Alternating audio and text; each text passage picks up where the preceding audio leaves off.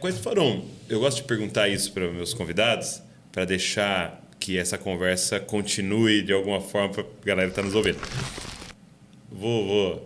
Me dá 3 livros que marcaram profundamente sua história, assim, e que você indicaria pessoas lerem.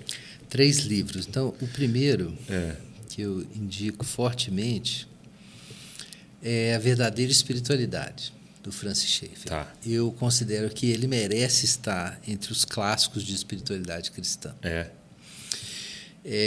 Ele retoma temas antigos aí sobre vida cristã, que eram muito enfatizados na chamada teologia de Keswick, né, da vida profunda, mas ele atualiza isso e ele corrige os problemas principais.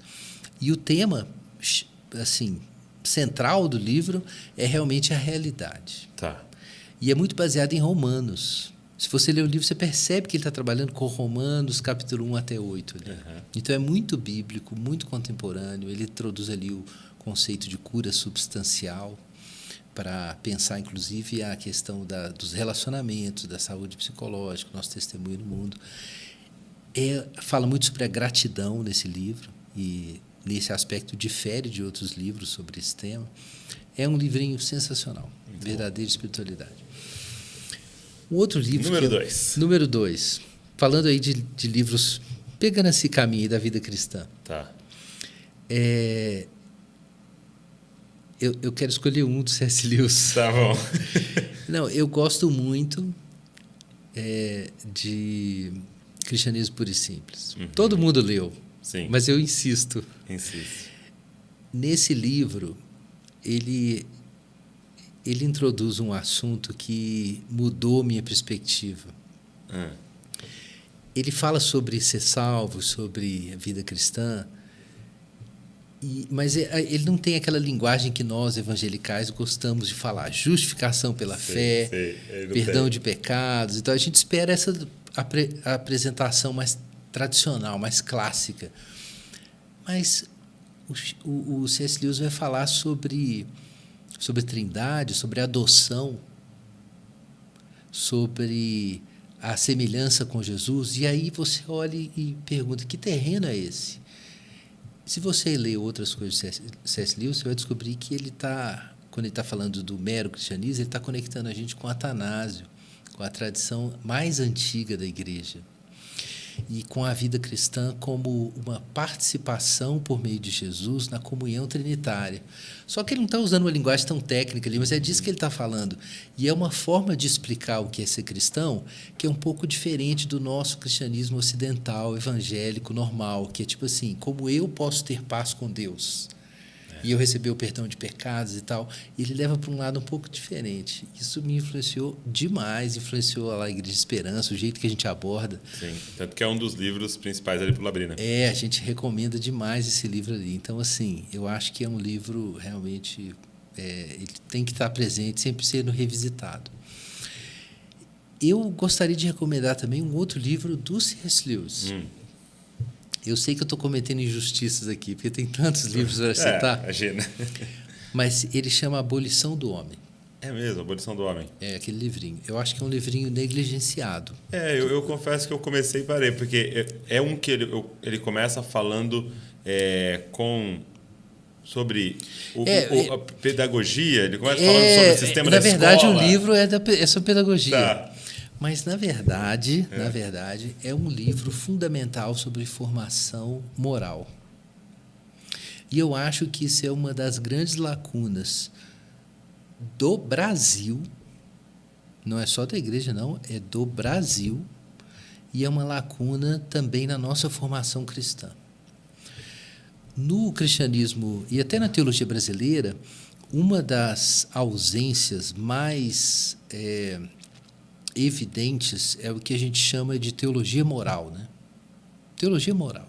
Hoje tem grandes teólogos morais aí, como Oliver O'Donovan, por exemplo. Agora que está surgindo alguma coisa dele em português. Mas falta para nós teologia moral.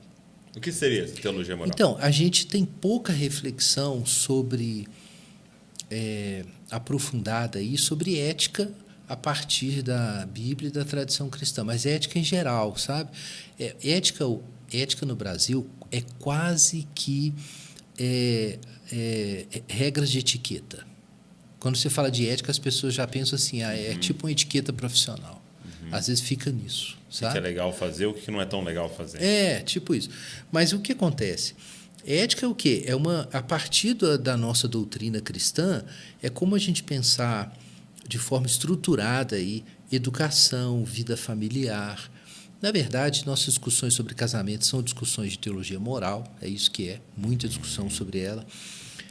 A questão da pobreza, a questão da injustiça, as questões ambientais, todos esses temas são temas de teologia moral. Grande, por exemplo, que a gente nem tem pensado tanto, é tecnologia, né?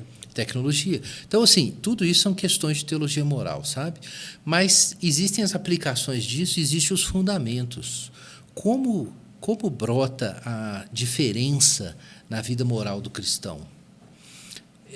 Então, é uma dimensão de uma teologia da vida cristã. Na verdade, é isso. É uma dimensão da teologia da vida cristã. E o que o C.S. Lewis faz nesse livro? Ele reintroduz na discussão cristã a questão da ética da virtude e da formação do caráter. E é nesse livro que ele fala que a mente governa as vísceras por meio do peito.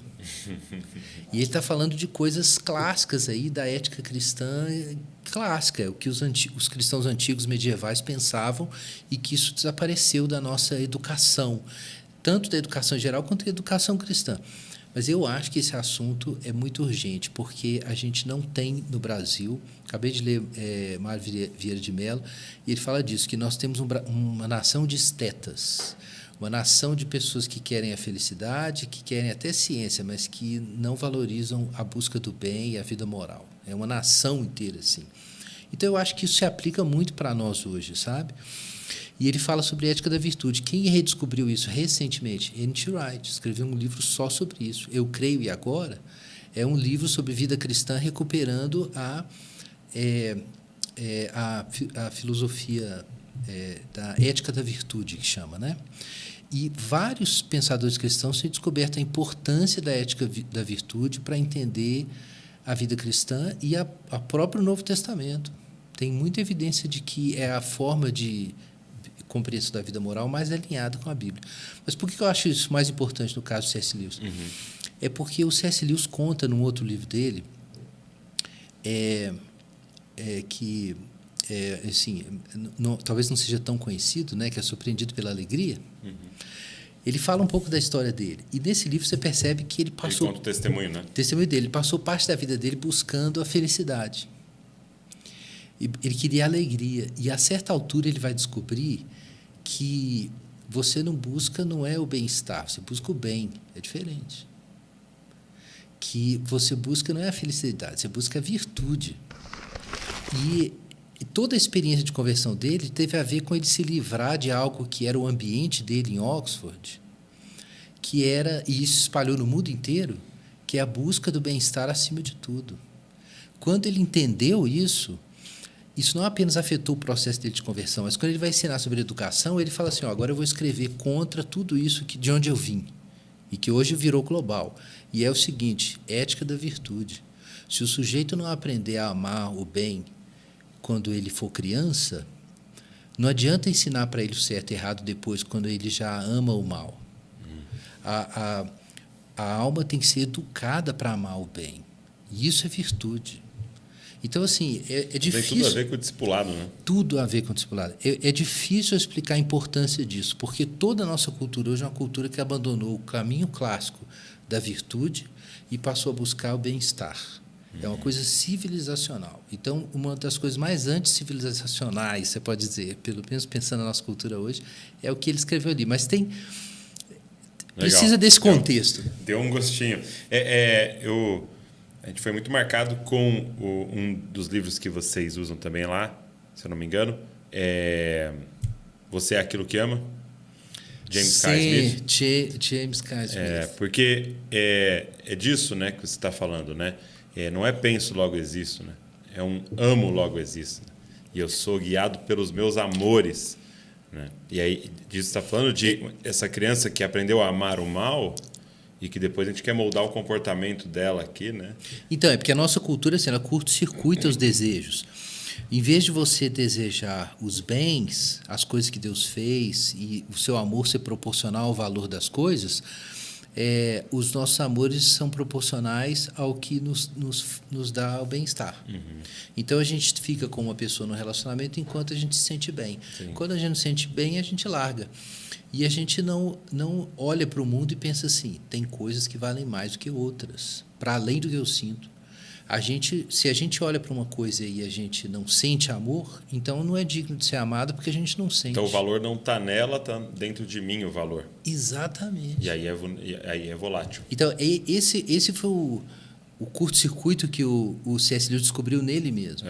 É que Deus estava se mostrando para ele e ele estava buscando a sensação que acontecia quando Deus aparecia, e não Deus. Uau! E ele conta isso no livro. E aí, a certa altura, ele fala, cara, não é isso. Isso são sinais. Tem uma outra coisa lá fora, para além de mim.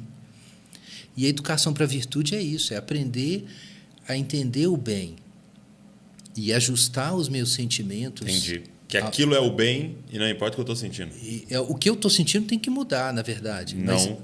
Porque, agora, se o que eu estou sentindo está torto, eu não tenho que entortar o mundo, que é o que está acontecendo hoje com a revolução afetiva. Entortar o mundo para se alinhar com o que eu queria sentir. Muito forte.